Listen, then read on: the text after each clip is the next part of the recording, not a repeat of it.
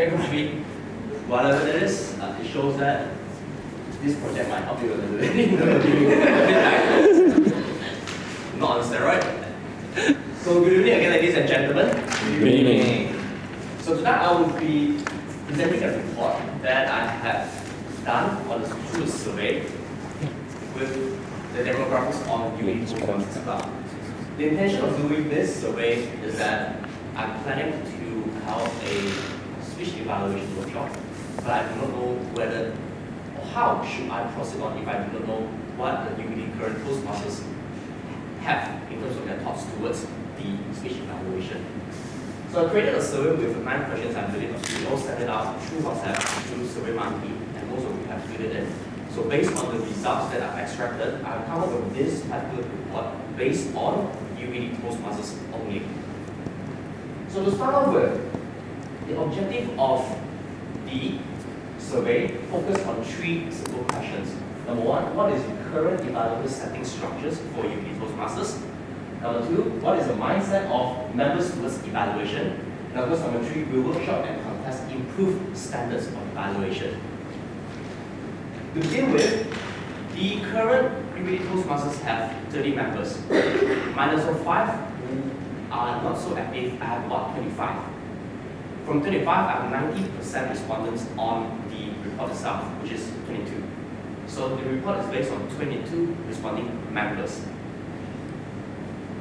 So far, you all follow me? Yes. Great. Now, let's move. The first question which I found was, how long have you joined Toastmasters? Based on the report, about 70% of the students have joined 6 months, more than 6 months. Only a small population, around 3 Toastmasters have joined less than 3 months. And the green color is 3 to 6 months. Now this is very important because we would like to know what is the current speech evaluators settings right for our structure. So with that, the question was, out of the 9% who has less than 3 months Toastmasters experience, have they done a speech evaluation before? And the answer was no. It was 2 out of 2 that said no. Next, how about those who joined 3 to 6 months? 5 answered in this category, with 4 saying no. So 1 say that, yeah, I have evaluated speech before. However, given the extraction of the information for less than 3 months and 3 to 6 months, they were answers or they were responses that were not going through the questions by itself. Because the first question was, if you have joined less than 3 months, go to question number 2. If you join 3 to 6 months, go to question number 3. However, there are respondents that tick every question. So I have to go and figure it out to make sure that these answers are correct. So I repeat myself, 4 out of 5 say, no, I have not done a speech evaluation before.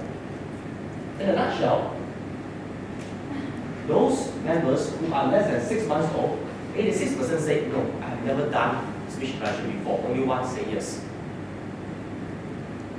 For those who have joined more than 6 months, about 70% say, yeah, we have done a speech evaluation before. The rest, never. Now, with that in mind, looking at the population of 68% that says, yes, we have done a speech evaluation, how many speech have they evaluated?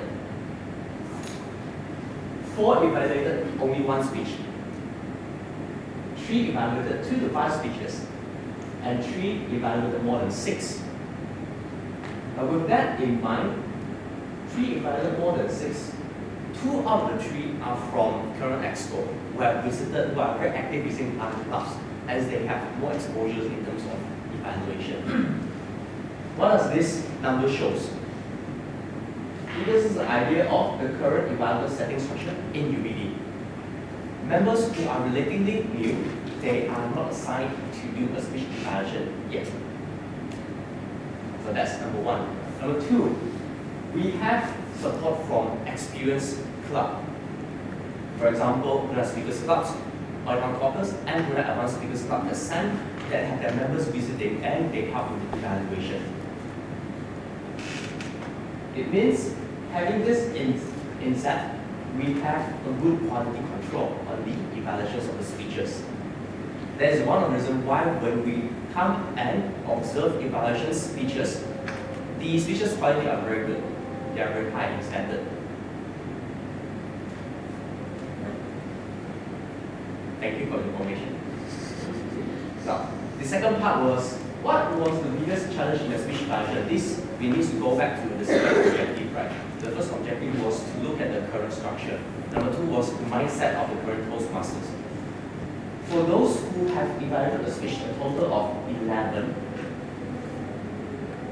what is the biggest challenge? I'm sorry, of 10, what is the biggest challenge? For those who evaluated 2 to 5 speeches, 2 of them say that finding a structure is the biggest challenge, and 1 said that listening is the biggest challenge. For the 3 that evaluated more than 6 speeches, 2 said that giving a positive feedback is a challenge, and 1 said coming up with critical feedback is the biggest challenge. Now, if you have a look, 6 of these Toastmasters who have evaluated more than 2 speeches have different challenges that they face in doing an evaluation. Looking at this, we ask ourselves, what are demographics? For non-evaluators and evaluators, you can see that the similarity is they both think that giving critical feedback is the biggest challenge. Whether they have done more than 6 speeches or whether they have not done a speech before. The perception is giving critical feedback is the biggest challenge, followed by having a proper structure. So far, everyone follow? Great. The next question was, if that is the biggest challenge, then what kind of evaluators do you aspire to be? For non-evaluators and evaluators, we come up with different style. And it goes in strict and straightforward, personal to the speaker, humorous and critical, and giving positive feedback and yet nothing constructive. Of course, no one would have picked positive only because we are here for feedback. Out of these 3, for non-evaluators, meaning those who have not evaluated a speech before, they're looking to provide a feedback that's personal to the speaker. But once they start to give speech evaluation, they favor a little bit more into the delivery, the humorous style, or a little bit more critical. This prompts me to my finding of the mindset of the members towards evaluation. In the beginning, it's about what to say. Once they gain more exposure, it's about how to say. So far you follow it? Great. Moving on. I then asked the question, how often would you like to attend a speech evaluation workshop? Unfortunately, one said, I do not want to attend. I will not ever be able to find out who. But I have to. Most of them say, quarterly would be good, followed by monthly. So this gives me the idea of if I were to run an evaluation workshop, how often should I run? And of course, the next question would be, the speech evaluation contest is just around the corner. After going to the workshop, or if knowing a little more about speech evaluation, would you want to join the contest? Surprisingly, whether you are evaluated or you have not evaluated a speech before, the answer is half-half. Half of them said, I wanted to join contest, regardless of I have or I do not have experience, and half of them said, whether I have or do not have experience, I would not join. That leads me to my third point. Will workshop and contest improve the standards? Looking at the demographics at this particular moment, I believe that the exposure and experience is a key to improvement. Because currently, the members do not have enough exposures in terms of experience to speech evaluations, but that does not stop them from learning from other members as well. Now, moving on forward, if they are a platform or there is a platform for speakers to find out how to do a better structure, or they can witness other members in terms of giving evaluations, they can learn better, and I believe that would be the key to the improvement as well. So to summarize my fact finding report, I focus on 3 major points. The current evaluator setting structure, which is anyone that is less than 6 months at this current moment, they are not being set as the evaluator. Number 2, current mindset towards evaluations. Right now, they are finding what to say. After that, how to say it. Number 3, will workshop and contest improve standards? We do not know yet, but I believe so. Now with that, I would like to end my presentation. Is there any questions from the floor? Yes. So you mentioned in the beginning of your speech that there is a difference between the participation of members in evaluations amongst EXCO members and non-EXCO members. So in your opinion, what are some of the differences what are some of the key factors that leads to these differences, and how can we bridge that gap between EXCO and non-EXCO members? Good question, Haswan. When I pointed out 2 out of 3 of the evaluators that have done more than 6 evaluations, I mentioned the word EXCO. The reason why I found it as EXCO is because it's not easy when you go through the list of respondents, there will be a president and a vice president of education. So the current president and vice president of education have visited other clubs as well, hence they have more exposure to speech evaluation.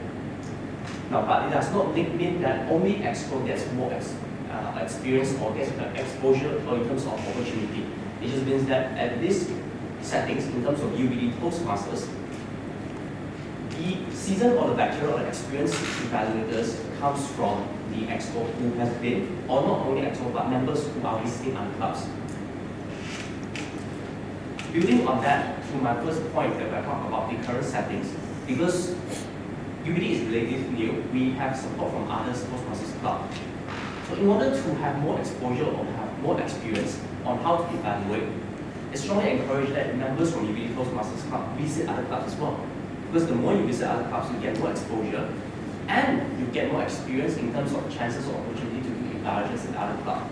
Then that would enhance your growth, and it would help to ameliorate your process learning as well. Alright? Thank you, Haswan. And can I have another question from the floor, please? Yes, Farhan. How do you evaluate in a contest? Because in a club you have speech objectives, but in a contest you don't really have objectives. Good question, Farhan. I think you are ready for the next speech evaluation contest. Now, for our competence communication manual from CC1 to CC10, we have sets objective, even CC1. Before I used to say that CC1 is a good measure of how a speech evaluation contest would be because there is no particular objective. But then if you look clearly at CC1, it states that it must have a strong opening and a strong closing. That itself is already an objective. When we go through competent communicator manual, it gives evaluators certain ideas or certain experience. What do I need to look into for speeches? When you go to contest, it's using the experience that you've accumulated over the past few months and deliver it. The main difference is how you're going to deliver it. That's why for non-evaluators, they are looking particularly at how can I make it person to speaker. But for evaluators who have evaluated quite a few speeches, they are looking into the delivery. How can I deliver it? Can I make it a little bit funnier, or can I make it a little bit more easy so that the speaker can accept it comfortably? That is the key in contest. The contest is more about the evaluator, not about the speaker. For club level, we want to give the best to the speaker because we want them to get the most out of it. In contest is the evaluator, how stylish or how flair or how smooth he can give the evaluation. Do I answer your question, Farhan? Yes. Thank you. Due to time constraint is on break right now, I will close the floor for any questions, but if you do have something that you want to ask, you look for me after the meeting or during the break as well. Go ahead and some chocolates. So with that, thank you very much, and back to you, Rafi.